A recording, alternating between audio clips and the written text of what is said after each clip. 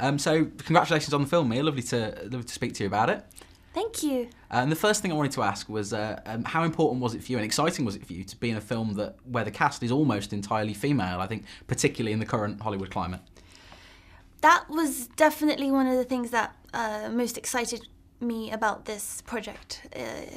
Usually you're on a film set and you feel like you're in the minority, but on Suspiria there was a very empowering and uplifting energy there, and hopefully it's the start of many more movies like this, because you see that actually great films are made.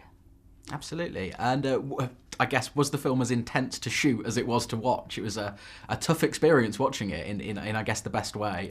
What was it like to shoot that? It was very intense. It was,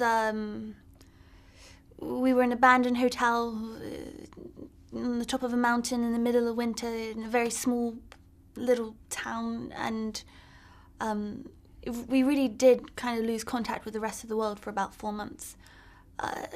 But ultimately, I think it really helped with the tone and us tapping into the movie and what it was that we were creating.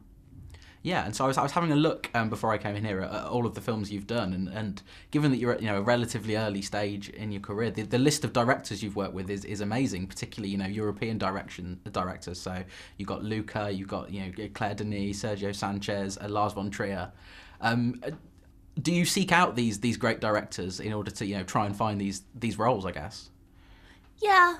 I think since working with Lars, which was my first ever movie, that really helped establish what it was I wanted to do with my life and the direction I wanted to go with, the sort of directors I'd like to work with.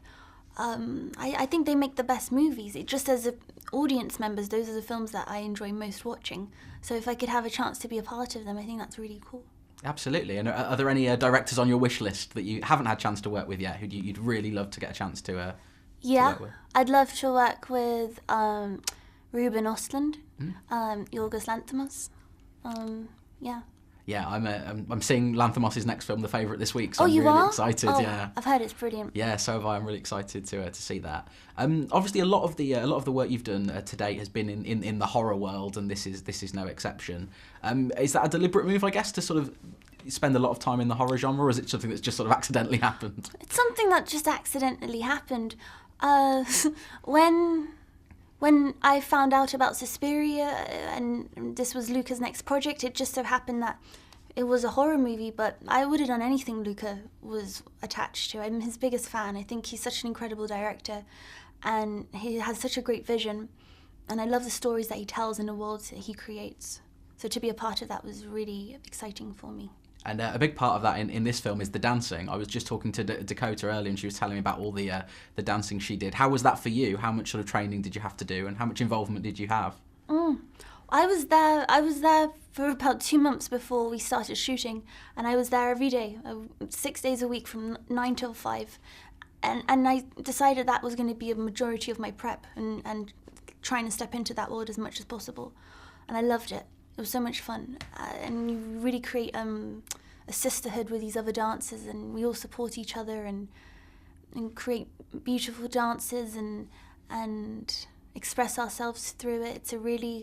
It's a hard life, but a beautiful one too. Absolutely. And so, what else have you got on the horizon? You've as we've been saying, you've worked with some amazing directors, done some amazing films. What's next for you? I'm doing a movie called The Devil All the Time, by Antonio Campos, and it's about a set of characters that live in rural Ohio, and they don't know each other. The only thing that they have that links them is the fact that they are all deeply religious, and the film explores how that then drives them to do really crazy things. Well, that sounds like a really interesting film, and this is also really interesting, so it's great to be able to talk to you about it. Thank you so much. Thank you.